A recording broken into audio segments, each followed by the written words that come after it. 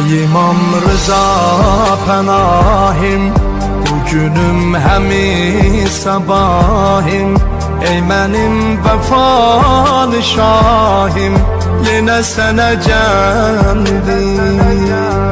Ey mənim nəfəsim ahim, güneşim səfalı mahim.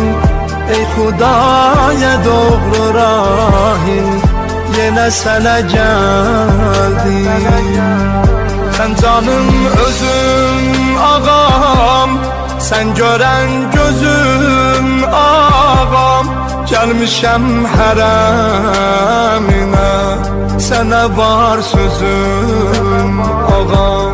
Sən canım özüm ağam, sən görən gözüm ağam. Gəlmişəm hərəminə, sənə var sözüm ağam.